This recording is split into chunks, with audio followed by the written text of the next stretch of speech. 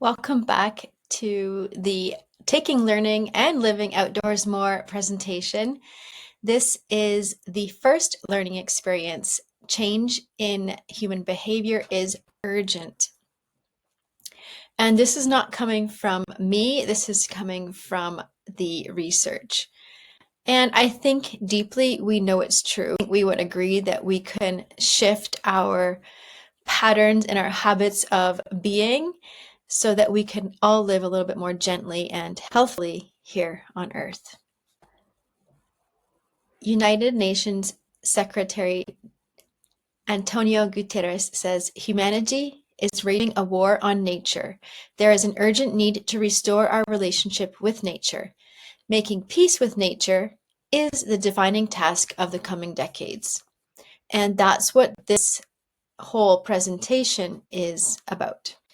Bridging the gap between our human behaviors and the natural world through mindful moments outdoors with the children in our care. So this presentation is for teachers, parents, carers, anybody who's working with young children can begin to embrace these ideas and develop this desire for doing things differently.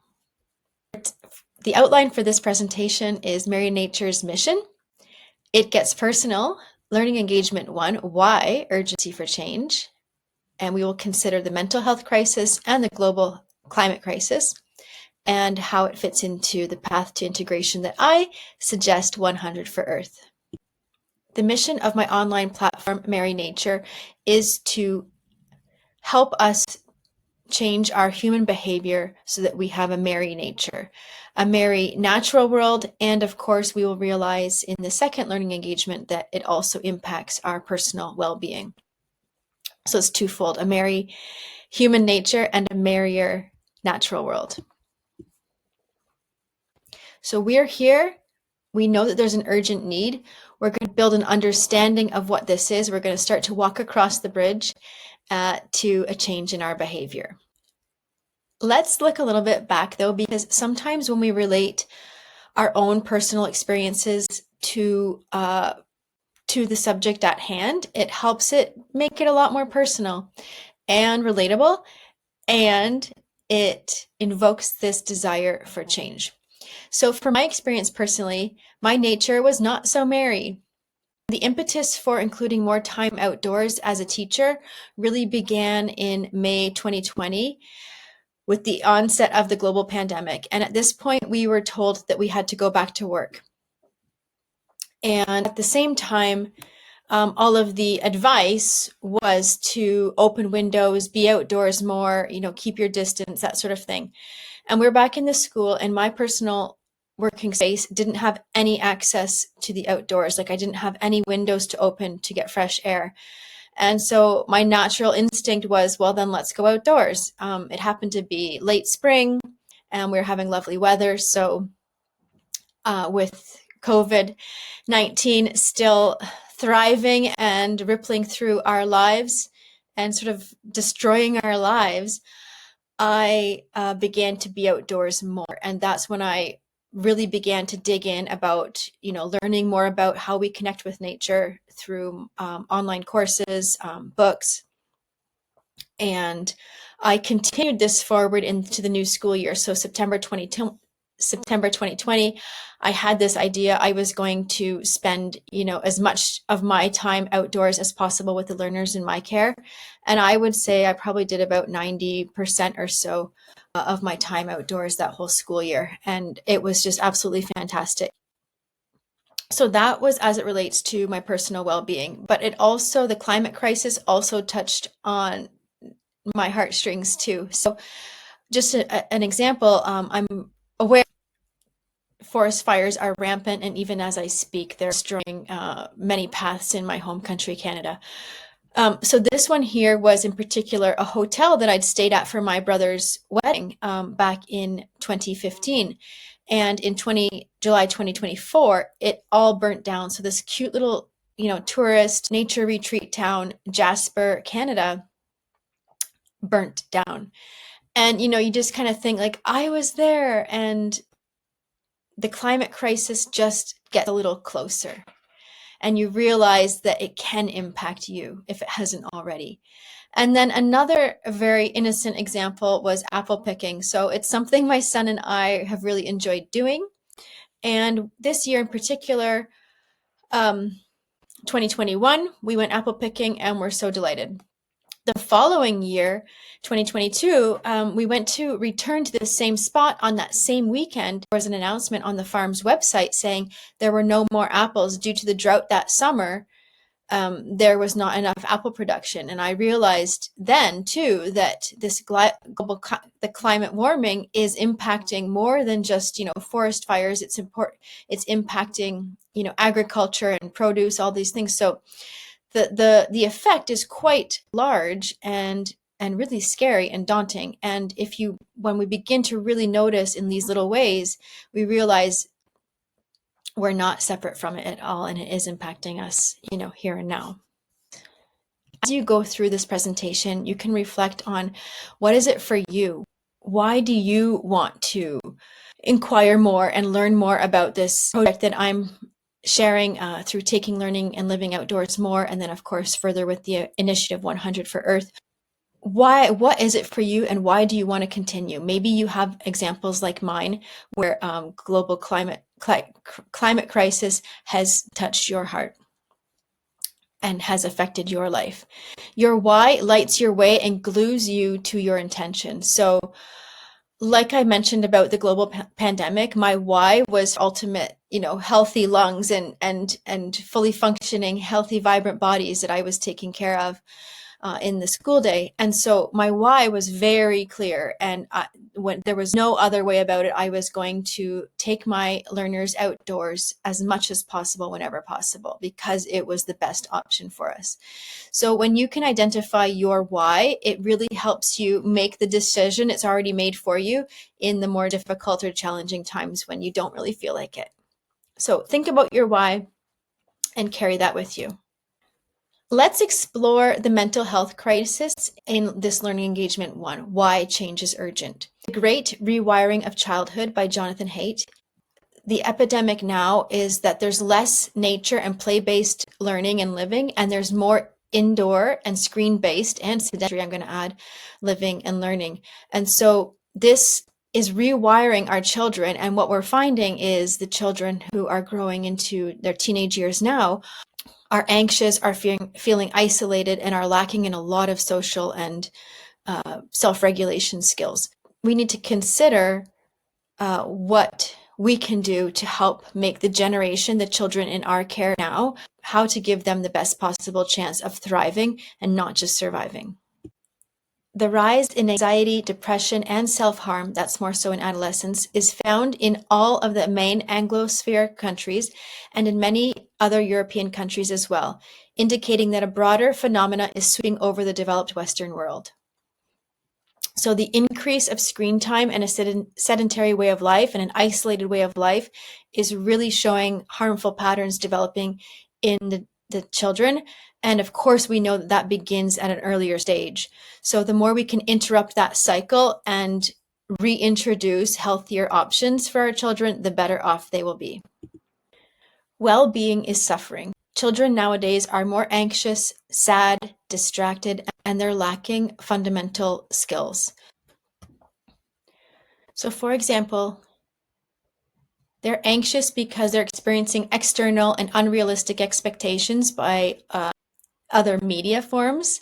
They're lacking a sense of agency, of making decisions for themselves. They're associating more with doom, and they are accessing polarized information. They're feeling sad because of comparison, lack of one-to-one connection, less time in movement, lack of finding meaning in a playful and joyful childhood, and social pressures.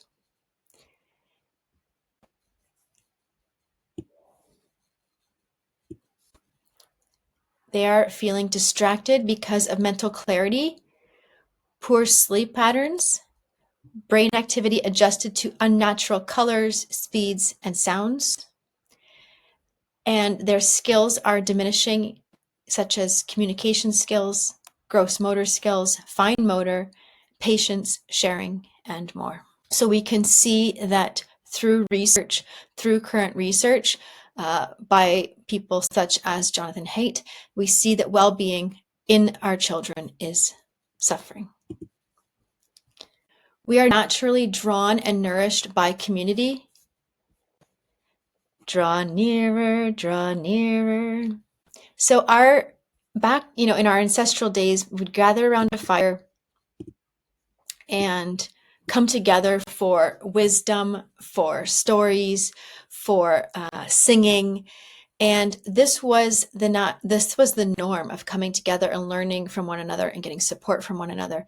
And now that is being taken away. Now, I'm not using the fire as a metaphor, but so much of the learning and family experiences are now more isolated, that we forget that it's a natural part of our human need to be together and to come together face to face and one to one. And the beautiful part is this is where you, as a carer for children, can take the lead. This is an initiative that you can do. It is meant for any teacher, any carer, any parent to be able to access these tools so that you can begin to introduce mindful moments in the outdoors in a really simple way. And by choosing it, you're choosing this one-to-one connection or one-to-many connection. You're choosing more face-to-face interaction, more exchanges, and that can only be of benefit for the children in your care. Why change is urgent now regarding the climate crisis? From the publication Make Peace with Nature, human-induced current warming of more than 1 degree Celsius has already led to shifts in climate zones, changes in precipitation patterns, and more frequent and intense extreme events, threatening people and nature. And just an example to show why it's urgent that we introduce this initiative to the children now. Here, as I speak, it's 2025, because in 25 years, those children will be working and productive adults. And so the next generation are the children we have now. And the Paris Agreement of 2050 is aiming to have net zero emission, to increase biodiversity, and of course, to reduce pollution. So if we look at 2050 again, those are the children that we are educating now. Some examples of unsustainable development is rapidly degrading Earth's capacity to sustain human well-being. And just one point on each of those agreement targets. Human-made chemicals have caused the depletion of the ozone layer in the stratosphere, exposing people and other organisms to harmful ultraviolet radiation. Landscape degradation reduces biodiversity. They need to be advocates of this earth and halt the landscape degradation and advocate for biodiversity. And water pollution impacts physiology, disease, habitat, survivorship, reproduction, invasive species, and so much more. So to consider these 3 points and see how children can be advocates if they have the right mindsets installed from an early age as far as earth-friendly thoughts, feelings, and habits. Environmental degradation impacts human physical and mental health and causes millions of deaths annually. This is already taking place, and this is from the United Nations Environment Program. One pathway to integration is the 100 for Earth initiative. You can be part of this easy solution too. And I'm more than happy if you did take part. 100 for Earth combats the mental health crisis by giving children in your care opportunities to self-regulate and learn calming practices connected with nature. 100 for Earth asks you to invest time now, including mindful moments in the open air with the learners in your care, for the future by consciously choosing and demonstrating earth-friendly habits. 100 for Earth asks teachers and carers of children to be the example and be the leader. And so when children observe these traits and attitudes, it shapes their human behavior as well. So to know that we, as the adults who have children in our care on a very regular basis, we have this duty to show our utmost best habits and attitudes and habits. Join the movement in resetting our priorities with the social systems in which we take part. Join the movement in integrating emerging research in our daily practices, keeping Earth's well-being at the heart of our decision-making. 100% for Earth. Every drop in the bucket counts. Every bit of participation counts. Remember the cumulative effect of one teacher deciding to take their children out for those 100 mindful moments. The cumulative effect of that is huge. So the more you can add these drops to the bucket, let them splash out and inspire other teachers or adults in your network, and let the good ripple on out to the learners in your care.